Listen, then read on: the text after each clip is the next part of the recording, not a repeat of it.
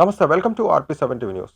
అనకాపల్లి జిల్లా గోల్కొండ మండలం మేజర్ పంచాయతీ అయిన ఏఎల్పురం గ్రామంలో స్వర్గీయ భారత కమ్యూనిస్టు పార్టీ నాయకుడు లగుడు నూకి నాయుడు 26వ వర్ధంతి ఆయన స్తూపం వద్ద సిపిఐ నాయకులు ఘనంగా నిర్వహించారు. ఈ సందర్భంగా అనకాపల్లి జిల్లా సిపిఐ పార్టీ సహాయ కార్యదర్శి మాకిరెడ్డి రామనాయుడు, ఉయ్యూరు జెడ్పీటీసీ నూకరాజు మాట్లాడుతూ లగుడు నూకి నాయుడు అనేక భూపోరాటాల్లో పాల్గొన్నారు.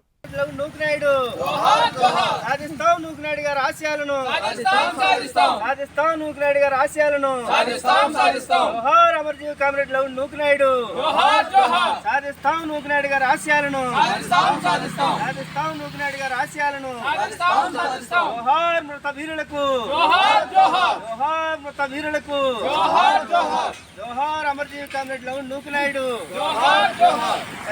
సాధిస్తాం, నూకి నాయుడు గారి ఆశయాలను వృధా పోదు చిందించిన నీరెక్తం, వృధా పోదు చిందించిన నీరెక్తం. వర్దల్లాలి నూకినాయుడు గారి 20వ వర్ధంతి, వర్దల్లాలి నూకినాయుడు గారి 26వ వర్ధంతి, వర్దల్లాలి నూకినాయుడు గారి 26వ వర్ధంతి. సాధిస్తాం సాధిస్తాం నూకినాయుడు గారి ఆశయాలను, సాధిస్తాం సాధిస్తాం నూకినాయుడు గారి ఆశయాలను. జోహార్ నూకినాయుడు, జోహార్ నూకినాయుడు. ఈరోజు అమరజీవి కామ్రేడ్ లగుడు నూకి నాయుడు గారు 26వ వర్ధంతి సందర్భంగా భారత కమ్యూనిస్ట్ పార్టీ అనకాపల్లి జిల్లా సమితి ఆధ్వర్యంలో, అలాగే అల్లూరు జిల్లా సమితి కొయ్యూరు మండలం ఆధ్వర్యంలో ఈరోజు ఇక్కడ కార్యక్రమం నిర్వహిస్తూ ఉన్నాం. అమరజీవి కామ్రేడ్ లగుడు నూకి నాయుడు గారు మేకా సూరిబాబు గారి నాయకత్వంలో మరి పనిచేస్తూ చాలా తీవ్రమైనటువంటి భూపోరాటంలో ఆయన యొక్క పాత్ర కీలకంగా ఉంది. ఒక రకంగా సూరిబాబు గారు చనిపోయిన తర్వాత మరి పార్టీ ఇక పోయింది అనే తరుణంలో మళ్ళీ ఈయన జెండాను అందుకొని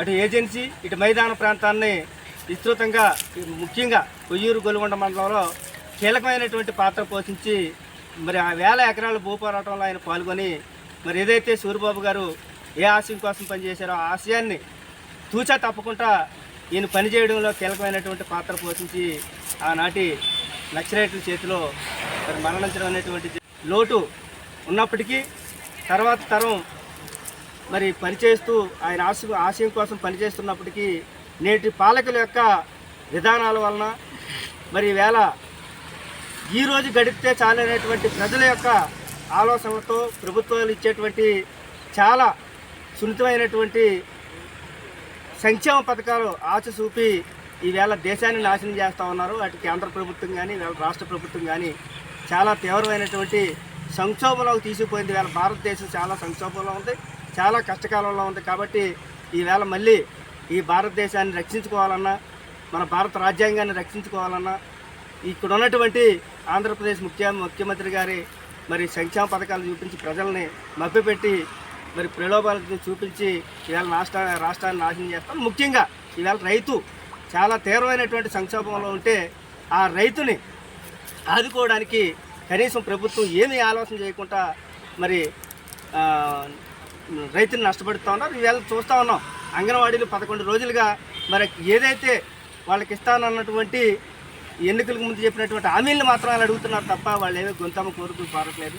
అవి ఏమాత్రం కూడా వాళ్ళు చేస్తున్నటువంటి సమ్మెకి కనీసం ఏమీ స్పందన లేకుండా ఎంతకాలం చేస్తారో చూద్దాం అనేటువంటి పద్ధతిలో వీళ్ళ యొక్క విధానాలు చదువుతూ ఉన్నాయి. ఖచ్చితంగా వాళ్ళ కేంద్రంలో రాష్ట్రంలో వీళ్ళ యొక్క విధానాలని మరి వ్యతిరేకిస్తూ ప్రజలు రానున్న ఎన్నికల్లో చైతన్యవంతులై మళ్ళీ వాళ్ళందరినీ గద్దెదించే విధంగా లేదా పరోక్షంగా మన రైతాంగాన్ని రక్షించుకోవడం కోసం, కార్మిక రంగాన్ని రక్షించుకోవడం కోసం మన అందరం కూడా పనిచేసిన నాడే ఈ మరణించినటువంటి మన నూకినాయుడు గారు కానీ లేకపోతే ఇతరత్ర మృతవీరులందరూ కూడా వాళ్ళ యొక్క ఆశయ సాధన నుంచి మనం తీసుకెళ్ళినట్టు అవుతామని చెప్పేసి భారత కమ్యూనిస్ట్ పార్టీ ఆధ్వర్యంలో ఈరోజు